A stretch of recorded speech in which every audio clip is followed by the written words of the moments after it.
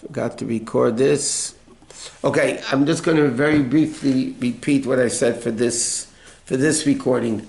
Okay, we don't kosher from milk to meat or meat to milk. But if you're koshering anyway, because it became treifa, you're koshering for Pesach, then the custom is you could kosher from meat to milk.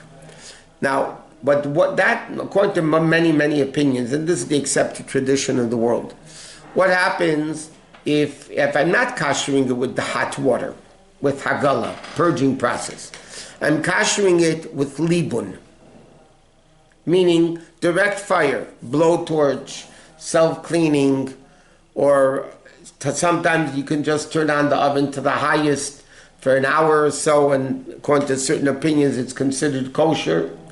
Then I could kosher it from meat to milk and milk to meat. Because that's not such an easy process like hot water. So therefore, halacha poskim, right? If you're doing it with what's called libun means the hot fire process, then you could kosher it from meat to milk. Not with hagala, not with the liquid, the purging process.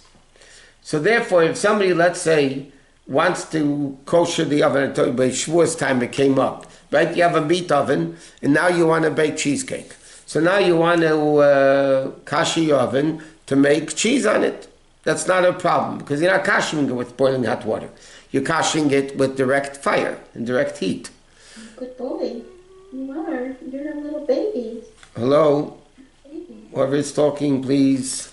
Okay, so, and therefore another aspect of it is, what happens if you're so then it's not a problem to kosher from meat to milk and back from the milk to meat. Because again, you're not doing it with hagala, you're doing it with the libun process, which is good. There are opinions in Allah and other opinions in Allah that say that you don't kosher from meat to milk or milk to meat, but you can kosher to parv. That means what happens if you had something which is meat. And now I want to make it parv. So then I can kosher it even with boiling hot water. I can kosher it even with boiling hot water. And then after a few days, I can make it into the opposite gender. In other words, okay, I made it from meat, now I made it parv.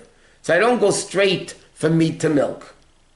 Okay? But what happens if I went from meat to parv, and then a few days later I can make it dairy again? Not right away, you don't do it straight, but then halachically there wouldn't be a problem doing it that way according to many opinions. So bottom line is, we try not to kasher between milk and meat, if through the hagala process, through that type of process. If not, then it's not a problem, you could do it that way. Another interesting thing, and this question, by the way, comes not about this stuff, a new aspect of this. And this is a very, very big problem, and Rabbonim get a lot of questions about this, and it's really the restaurants or the takeouts or the grocery stores issue that, and that's really the hashkacha is lacking in that. There's a din that if you send meat, cheese, wine, okay, without a non-Jew, through a non-Jew, okay, they have to have a double seal on it. They must have a double seal, because otherwise there's something called basar shenis alim min ha'ayin. There's something in halacha, it's a Gemara. The Gemara says meat that disappeared from the eyes, we're afraid something or somebody came and exchanged the meat for non-kosher meat. Okay, there is a concept in the Gemara rabbinic decree that basar shenis alim min ha'ayin, meat that was this hidden, shenis alim min ha'ayin means was concealed from the eyes, you're not allowed to eat. Why? We're afraid somebody exchanged the food. So now, when people send restaurants, you order Uber Take, whatever they call it. Okay, now you order food, and they send it with an Uber, who's not Jewish, or they have the delivery boys with are not Jewish, and they're sending you chicken and meat and fish and so, not at the same time, dairy, whatever it may be, cheese. Halachically, every container has to have a double seal, meaning the container itself is closed, that's one, and then you have to have a tape on it. Because then, if the person opened it up, you would know that they opened it up, because the tape would be torn. So then that's a double sign, double seal, chesim te chesim it's called, and therefore there's not a problem. Okay? You need a double seal, like we said before, and now the poskim, right, let's say, the bottles of wine, let's say you have a cap on the bottle, and then you have the seal, they call the kosher wines, right? They have either a cork of a bottle or a bottle cap, and then you have the plastic, the seal around it, so that's called double covering.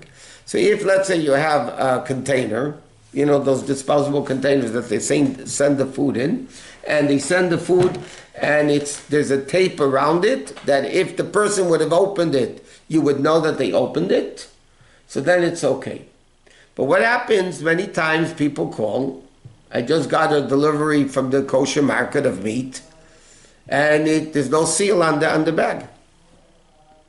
By the way, it could be done in another way.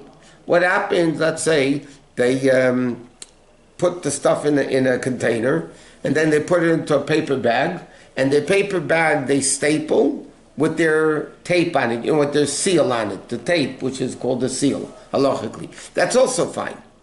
But sometimes the restaurants just put it into a regular shopping bag, nothing is covered, nothing is sealed. So now halachically, in Shulchan Aruch it says you have to ask a shayla by a rav if you're allowed to eat the food or not. Now, what is the solution if that happens? So first of all, you have to, it's the hashkacha's problem, because the hashkacha really is not supposed to be allowing that, to happen. But let's say it happens. So then the din is, you have to call up the restaurant and say, can you describe to me how you sent the food? If they describe it the way you got it, then it's b'diavad okay. But if they describe it one way and the way the package is a different way, or they don't know how they sent it, halachically you wouldn't be allowed to eat that food. Because a guy brought it, there's no supervision, there's no tape, there's no double seal, there's no heter to see. That refers to, by the way, wine, fish, meat, according to many opinions, cheese also needs like that. Okay? They have to be sealed by a Jew to be able to eat it. So that's a very practical case. Or I'll tell you another example. You want to send, you made a Shabbos dish for somebody, and it's meat or fish, and you want to send it with a housekeeper or somebody who's not Jewish, Uber, whatever. You want to send it with them. You have to make sure when you send it, it's taped up in a way that if somebody would open it, you would know that they opened it. And then it's kosher. Because then it's a double seal, then it would be fine. Otherwise it would be a very big issue. Okay, next is like this. And B'chlal, this is another issue in households also. It says that you should be careful not to roast or cook things with a Jew and a non-Jew, 2 pots next to each other, one kosher, one treif. Okay? Now, so you're sharing an apartment with a non-Jew, and now you have a stove, and you have your pot, your kosher pot, and your burner, and their kosher pot, and the neighboring burner, even though seemingly they're not touching each other. But it says in Shulchan Aruch he shouldn't do that. Why? Especially if the pots are uncovered. Why is that an issue?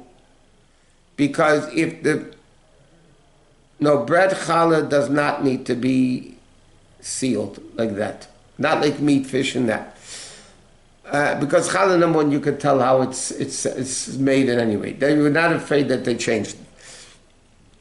But, so if you have 2 pots next to each other, okay, things spill, things spritz, or by mistake, there's 2 pot covers, they look alike, you're going to take by mistake his pot cover and put it on your pot, and then all your food becomes treif. And generally speaking, even people, let's say, that have in the house, they have, let's say, a 4-burner stove, and they have 2 burners dairy and 2 burners meat, okay, which you're allowed to have, Al Pi Din. But halacha says you shouldn't be cooking meat pots and dairy pots at the same time. Why? Things spritz, things squirt from one place to the next. People can take the wrong, you know how many times that happens? I can't tell you how many calls I get that somebody was making meat and milk and by mistake they took the dairy ladle and they put it into the chicken soup. Because, you know, you're not thinking, you're working, you don't think, and you don't realize that this is dairy and this is meat, and you're having a problem. So halachically, you really shouldn't have cooking 2 pots, 1 dairy and 1 meat next to each other. The chiddush is, even if it's a Jew and a non-Jew that basically don't even know each other, so we're not afraid they're going to, you know, so much mix the stuff together, you still can't do it. Okay. Now it's like this. There's a very interesting din like this. What happens? It's a guy has a store, okay, and he's not trusted. He's not established that he keeps kosher. You can't buy wine or things that might not be kosher. Don't forget, they didn't have bottles in those days. They had big barrels of wine, right? And you would buy wine. They would pour off a bottle of wine for you. So you can't buy from somebody who's not trusted in kashrus. You can't, because you don't know. They're not trusted. If they're not trusted, they could do whatever they want. There's no hashkacha anywhere. A place that doesn't have hashkacha, they could do whatever they want. Right? Nobody's in charge of them. So you don't know if they're not trusted. If they don't eat kosher, halachically, they're not trusted in kashrus. If they're not shemesh Shabbos, halachically, they're not trusted in kashrus. That's where every restaurant and every is supposed to have a mashgiach that's shemesh Shabbos and trusted in kashrus. Because otherwise, how can you trust him? So he says like this: what happens? The guy that you know he's not careful in kashrus, you're not allowed to buy something from him. But what happens if his wife is careful in kashrus? So the poskim write like this: you can eat in his house, but you can't buy stuff from him. What happens if he's trusted in kashrus, but his wife isn't? So then you can buy stuff from him, but you can't eat in his house because the wife makes the food. So again, it's an interesting scenario that if one spouse is and one spouse isn't trusted in kashrus, so then you can buy stuff from them, but you can't eat from them. Okay, especially, by the way, many people are not careful about rabbinic prohibitions, which makes that situation even a little bit worse. Okay. Somebody asked me this, I'll tell you just a practical question. Somebody asked me the other day that by mistake, their housekeeper reheated meat in a meat pot. Okay, the meat was already cooked or baked, whatever it was, or fried, whatever, and the maid came and they reheated the food. So they're asking me, the maid she reheated the meat for herself. Meat from the house, it was kosher meat. But she reheated it. So they asked me, Shaila, is the pot treif? Because she cooked in the pot.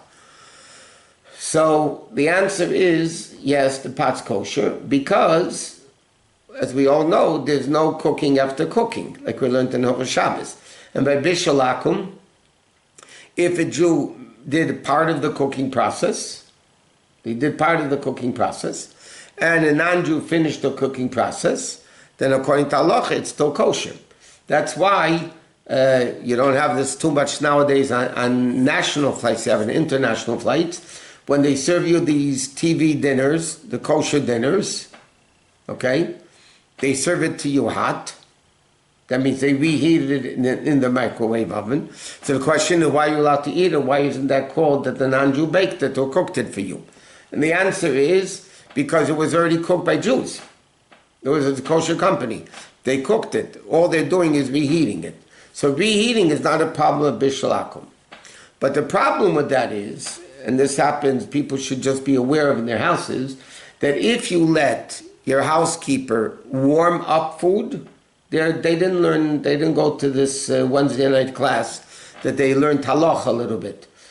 If you let your housekeeper warm up food, what's going to stop them from cooking something from scratch. What's stopping them? They don't know the difference between reheating, that because a Jew already recooked it, it's okay, versus if they start cooking it on their own. They don't know that difference. So you're going to let them reheat food. You have to be very careful, because then they might come. You have to be on top of the situation to make sure that they're not going to be the ones that are going to just start cooking. Okay, another din is like this. You're not allowed to bake dairy bread or meat bread.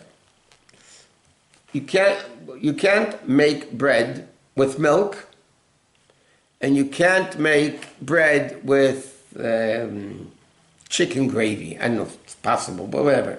It's hypothetically the halacha of it. Why? Because bread, everybody knows, is parv. People know bread is parv. People eat bread with meat, and people eat bread with milk. So if you're going to bake milchika bread, and the person is going to come by and see it in your house, they don't know it, you made it with milk, they're going to think it's parv, and therefore they're going to go eat it. And if they eat it, so then it's going to be a big problem. They're going to be eating treif. Now, what happens though, halacha says, if you bake it, you bake one at a time, and you're going to be eating it right away. So if you're going to be baking it right away and eating it right away, then it's not a problem, because you're not going to have any leftover. You can bake dairy bread that you're not eating right away, or you're going to have leftovers, because then somebody even in the house might not realize, and they're going to go eat it and make a deli sandwich with that bread. Okay? The same thing with bread. You can't do it. Somebody will put a piece of cheese on this fleishig bread. Or you make it in a completely not normal shape of bread. You make it in a different shape completely. So the fact that it's made differently, so people will realize that it's milk, and therefore it wouldn't be a problem. Okay, that is as far as making parve bread.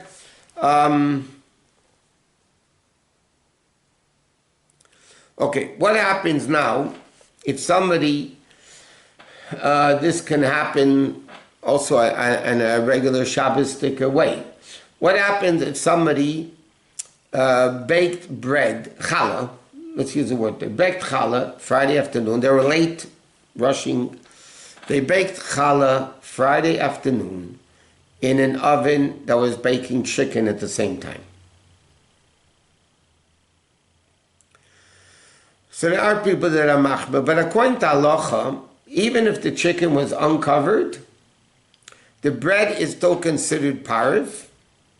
You cannot eat it directly with milk. That means you can't, after Shabbos, make a grilled cheese sandwich with that leftover challah, because it was baked in the oven together when chicken was baking. Now, if the chicken was tightly sealed, then you can even eat it with milchiks. But people have to be careful also. Sometimes they bake meat and fish in the same oven at the same time. It's a very big problem if they're both uncovered. Okay, if they're uncovered, it could be you have to ask a shaila. It could be a very, very big problem of now mixing fish and meat together. And because they're open, so steam is going up and down, back and forth in both ways, it might be a very big problem. Okay, let's see what else is practical in this din.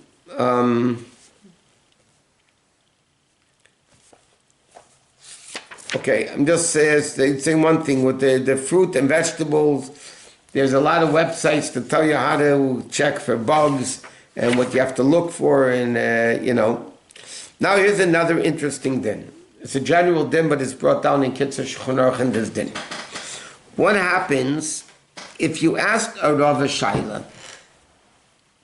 Now, Jewish people, Jews like to go shopping.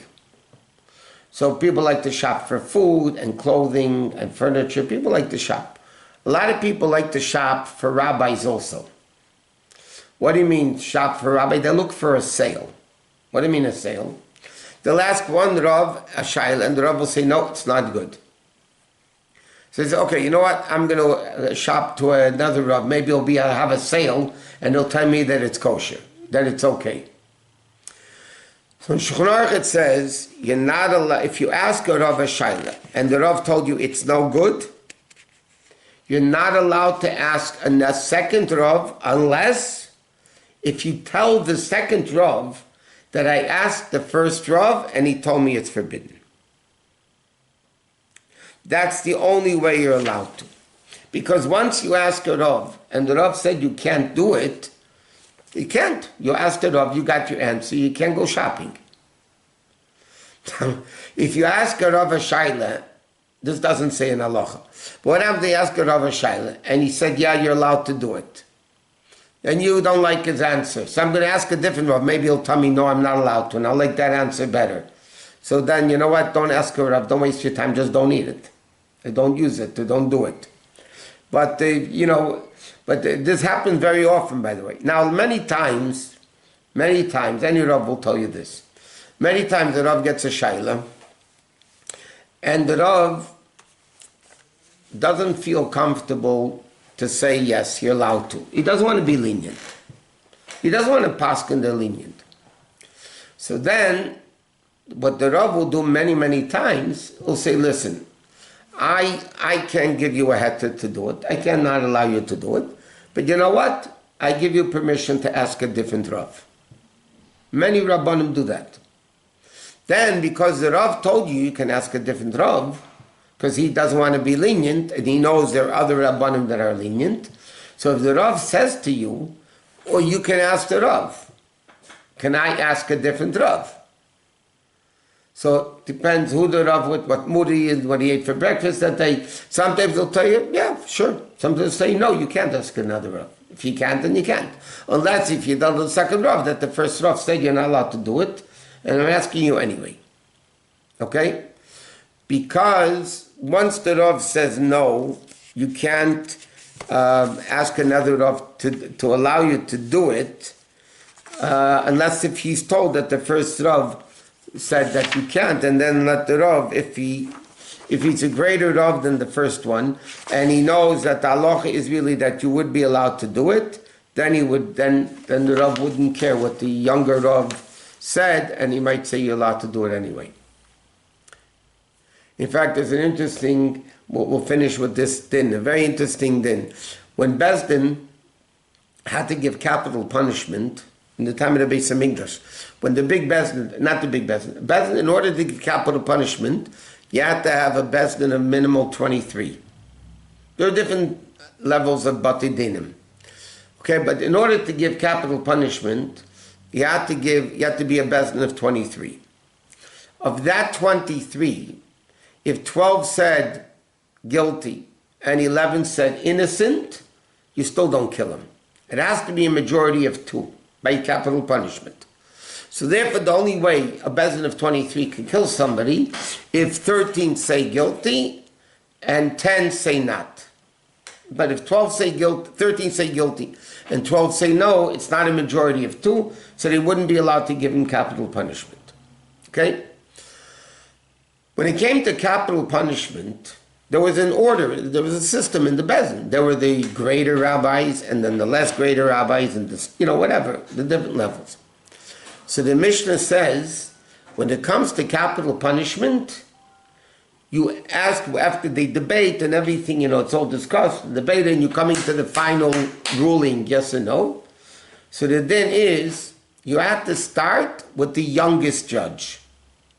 I don't mean youngest in years necessarily, but I don't want to use the word lowest, but the lowest level of greatness in the Bais Din. And then from here you went up, and the last one, the greatest one, was the last one to make a ruling. And halacha says, why? That's what the Mishnah says. Matzchilim min hatzad. And the Gemara explains, why does the Mishnah say that then? What's the logic of that then? The Gemara says it's very logical. Because if I'm a young Rav, and I hear this big Rav say one thing, I think to myself, he knows much better than me. So I'm going to be swayed by his opinion whether the guy's guilty or innocent. So it's not my opinion anymore. And the 23 people, the Gemara said, the halacha is, you would have to hear everybody's individual opinion. And if I hear the head of the Bais Din's opinion first, I'm going to be swayed. So therefore the din is you start from the youngest, because the older, more learned rabbis are not going to care what the younger people say. So then you'll really get to the ultimate decision of, guilty or innocent. That's the way it has to go. So again, if you ask a shout to a Rav and the Rav said, no, you can ask a different Rav only. Yeah, if that's another din, we're not learning those din, right? If it was unanimous that everybody said guilty, you don't kill him either. But that's for a different reason. Okay, we're going to go to Tanya now.